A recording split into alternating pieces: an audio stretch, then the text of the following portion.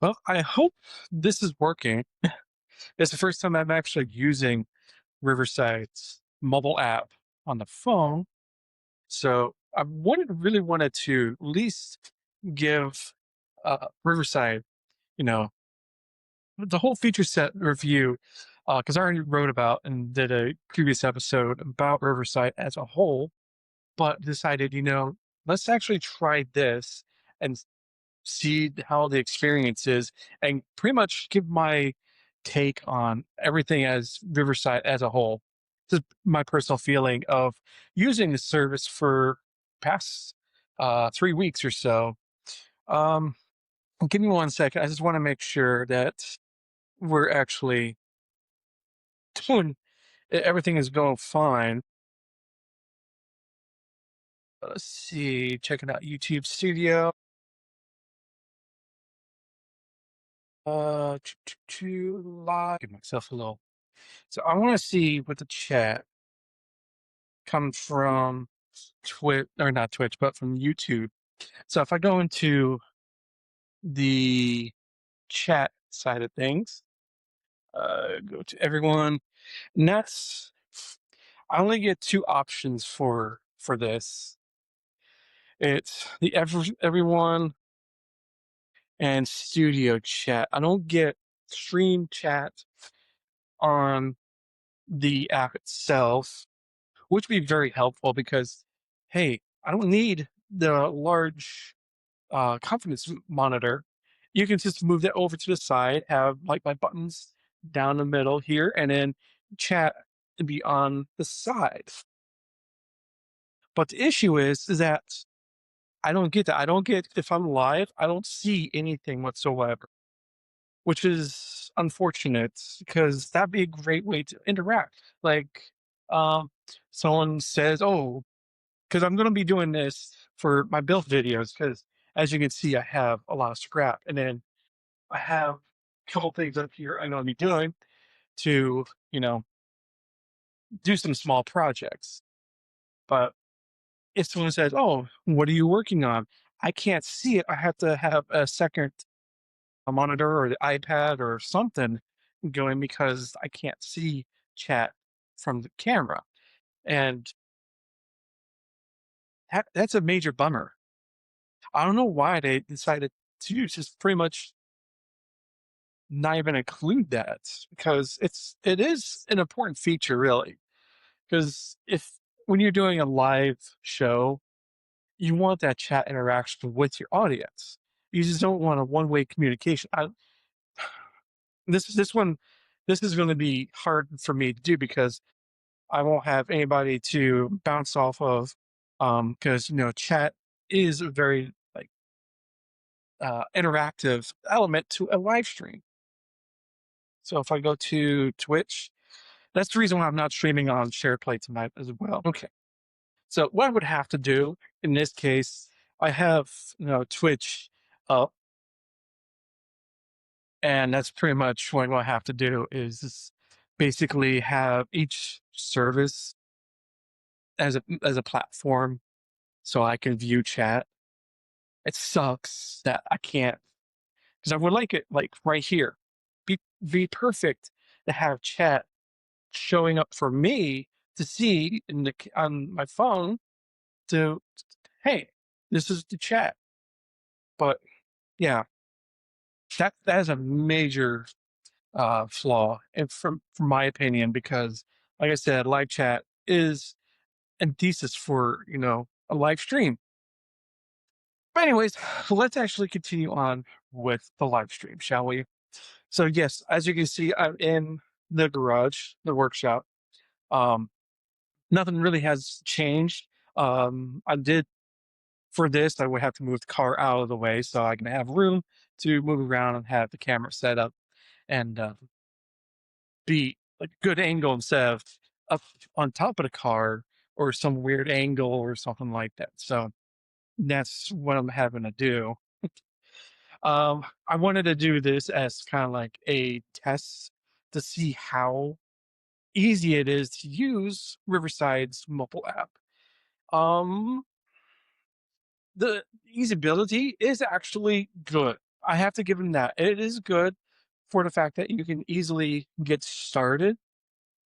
And the problem is, like I said, with the chat missing, um, it's clunky in a way that I can't really change. I'm gonna have to go as on a second device, change the stream title on Twitch and YouTube and SharePlay if I decided to have that on there. But unfortunately, that's not the case. And I'm just going to set this up here so I don't have to carry it the whole time. So yeah, it is pretty simple to get started. Go into the studio, hit the start button, and start live. Or if you're recording, you can do that as well. My thoughts for the past 3 weeks is been kind of rocky with Riverside. To tell you the truth, I have done these videos where I go through step by step and how to move or import your podcast into Riverside.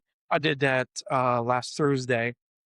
And one of the things is that I did come up with a couple issues that is still to this day, because I did it again and I'm still coming up with the problems where I cannot connect to my show via Apple Podcasts.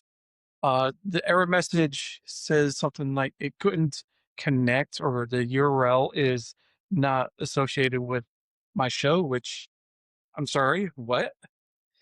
Um, with the YouTube side of things, I tried only tried the two. I tried Apple Podcast and a YouTube. So with YouTube, you go in, you pick which channel or the account for the YouTube that you want to connect to. So when you do that, and it goes through, ask you for all the permissions and stuff like that, and then a little window pop up, which is great because it gives you the option to select a playlist. So in my case, I do have a playlist that is dedicated to the podcast because it's set up that way in YouTube. So I select the Maker Dad podcast and try to connect to it. An error comes up, unable to do it, unable to change the playlist at this time. I contacted support, so I did do that. I still have not heard anything back from them. This sounds like an easy fix. I don't know what the problem is. I don't know, is it because how I might have screwed something up, which, is probably a very big reason for this happening, because I've been moving your RSS feed from rss.com to Riverside, back to RSS, then back to Riverside. Then I went to Transistor and went from Transistor back to Riverside. That, I don't know if that causing an issue, but I hope not. If it is, that is my own fault. I take ownership for it. That's okay. Hopefully it gets taken care of. But the problem is that it does not give you any kind of recourse if there is an issue. you It automatically takes your RSS feed and puts it into the hosting on Riverside. That's no problem. That's what it's supposed to do. The issue is connecting the other apps, as they are called, from like Apple Podcasts or Spotify, YouTube, and a Deezer, Amazon Music, and one other place I can't remember. It's on the video. Um, the problem is trying to connect your Riverside hosting podcast hosting account with those third party connections. Well, that's a weird voice break, but okay, we'll continue. Those outside third party connections. That's the problem that I'm coming into each time I'm trying this. I don't know. Like I said, is it my issue? Is it my fault for it being a problem? Probably. I don't know. I would hope to get an answer on support, but I have not heard back. And when I tried doing the help support, the text or the chat. Of course, you have to go through the AI agent and go through the whole process. It has, did you try this and this and this? We're completely ignoring what I told it, what I already had done. It has said, "Oh, did you get the show URL from Apple Podcasts?" Yes. If you look at what I typed, I did say that. So it's like it's a typical tech support um, AI agent, completely useless. It's just in the textbook. It's just reading from the script, and luckily, it was able to say, "Oh, um, with all the issues that have been going on, do you want to speak to a live representative?" And of course, yes, I wanted to go talk to a human at least. Human. I'm only assuming that's an actual person.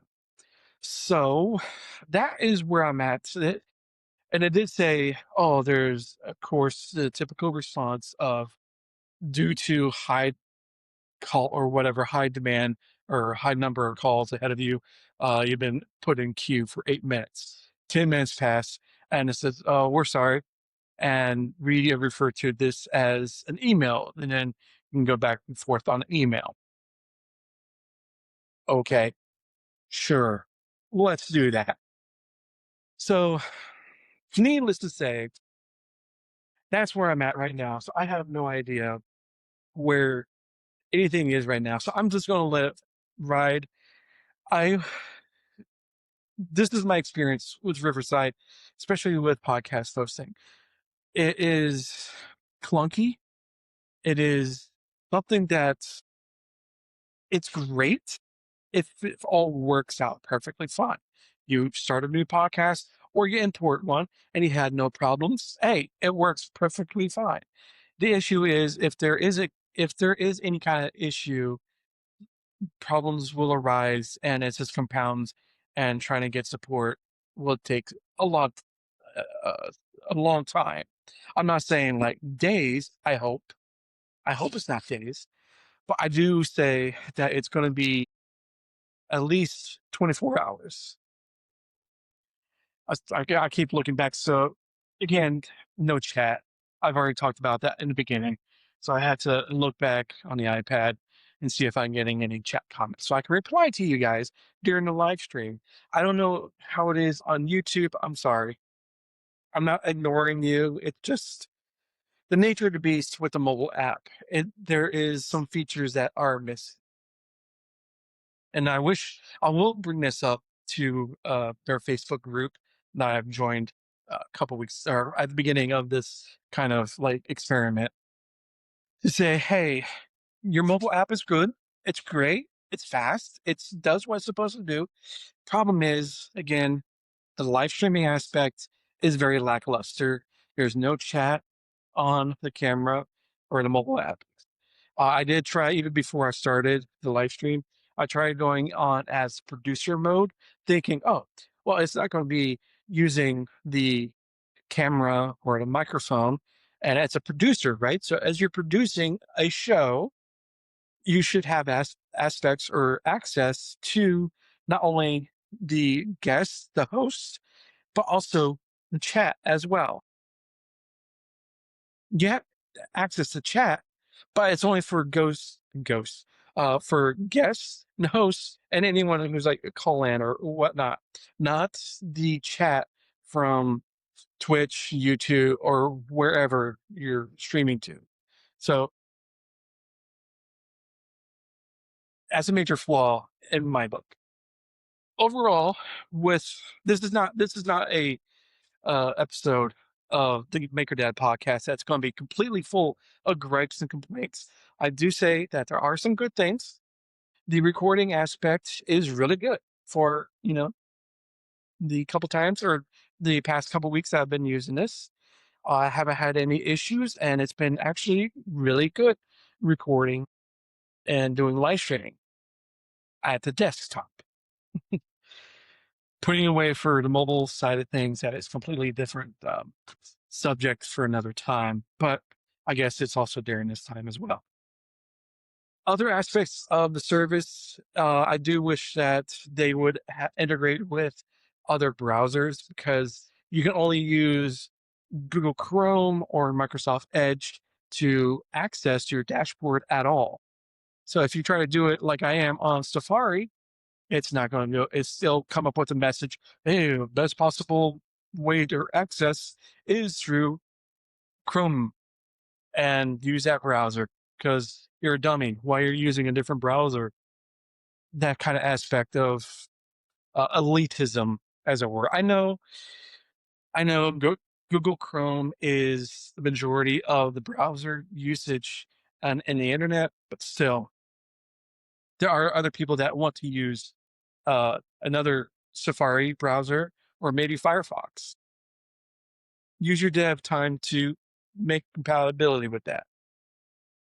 Moving on, there is some more good parts about it. The text-based text-based editing is actually really good. I've been using that for creating the past 2 episodes and episodes of dialed in on the Maker Dad Tech YouTube channel. It's really good. It does what it's supposed to do. I have no qualms. Uh, I do wish I have spoken to this about this to them before. If you want to select a particular moment in your video, you would have to actually highlight in the text section of what you want to either cut or create a new clip from. You can't select in the timeline. It's not it's not possible there. Um, I do wish that they would improve that, but time will tell when if they will ever get around to it. So with that out of the way, and other things, the AI part of Riverside, I can see the bones of what could possibly be a good part about it is creating the edits. It's a good start for creating edits. I would still say if you want to solely rely on that, definitely check out the edit that it made and go in yourself and continue to make your own personal edits to what it did. It's a good first draft. That's what I would come out from this. The creating of other stuff like a blog post or hey, give me a list of titles that are under 50 characters. I did post in the blog post my experience with that. I did ask it to, at first, I said, give me a listing of potential YouTube video ideas for this particular video. And it did. It gave me some ideas and some listings. Then I asked it to 50 characters or less. It did not do that. I did that 2 or 3 times and it's could not, for some odd reason, fathom that somebody would want a title less than 50 characters. Who knew? I don't know. Who asked for that, right? So I do have to say the AI portion is, in my personal opinion, lackluster on that aspect. Same thing for thumbnail creation. Thumbnail creation is completely up to you. I'll leave the AI debate on the table for discussions in the comments down below of this episode or within our community.themakerdad.com. That'd be a great place if you want to actually talk more about, AI part of Riverside. But getting back to the thumbnail creation, it did an okay job. It is the thumbnails produced by the AI are very AI, uh, uh, um, not aware, but you can definitely tell it is made by AI. And the problem is that Google and YouTube They're wanting their focus of you creating your videos to focus more on the algorithm of getting the attention from the audience, the algorithm. And by that, it means the titles, the thumbnails is mostly they want you to use AI to create these particular items to try to get as many eyeballs onto your video as fast as quickly as possible.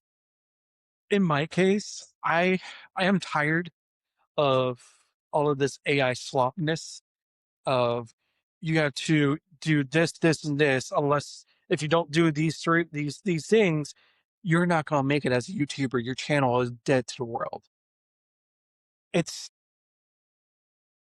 it's kind of trying to join a race that you're already so far behind. You have no way of getting up to the point of halfway. So I am trying to make a video or trying to make the video of my YouTube channels, this one and the Maker Dad Tech, more human by, including, a messy garage, a messy workshop, raw, unedited, pretty much of a live stream recording of a podcast episode. Now, this is also going to go onto audio version as well. So I'm looking more towards creating content that is for human-led consumption.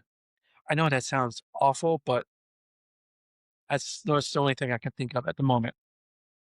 So that's what I'm coming up with is YouTube is not really the place for people like myself who are tired of the AI and AI rat race, as it were. I'm still checking chat just in case somebody decides to comment on Twitch and wants to say anything. Not the bots. I don't care about you guys, but lurkers is fine. So AI part of Riverside is a big part of their entire brand. I'm just checking the time. It is something that let me back up. If you're looking at a platformer or a service that has started as a great recording and live streaming with your text-based editing, that is perfectly fine. The problem is that they're adding the AI stuff to it. That stuff is not really warranted or probably used all that often. The problem is that they're focusing more on adding feature sets to increase the number of people that are using their service instead of focusing on the core services that they have and the features that they've had or started with, that they're pretty much losing sight of the entire big picture. That's just my personal opinion, is that they don't focus on increasing their feature sets, I should say, their serviceability for their core users. They want to continue bringing in more and more people because that's what, I don't know if they're publicly traded, but in our experience with publicly traded companies, customers are not the value that they see. All they think about is shareholder value and making the shareholders happy as long as line goes up. That's all they care about. So by adding in more AI stuff, that is what they want to bring in. And that's perfectly fine. Riverside is a jack of all trades, master of none. I know Stephen Robles on Primary Tech, one of the recent episodes, he did talk about this recently, where I have had experience working with uh, dealing with Transistor as a podcast hosting service. Transistor, that's all they do is they focus on hosting your podcast for you. They have a little bit of AI that they added for transcription. That's pretty much it. All they're doing is working on their customer base, which is podcasters, and hosting said podcast. That's all. That's all they need to worry about. And are they growing? Sure, not as fast as, let's say, Riverside or any of these other companies that are dealing with, well, we got to make sure our numbers every quarter are better and better than the previous quarter. It's just, it's a never ending cycle that is ultimately going to turn into an absolute crap show. That's just my opinion. So, to put things in perspective without making this any longer than it needs to be, is that Riverside is good for what it is. If you are creating a website, or not a website, but a podcast, and you need a newsletter portion for whenever you upload or produce or like, publish a new episode, so you have that capability. You want podcast hosting, and of course, live stream and recording options, along with the text-based editing, which are pretty good. Riverside is for you.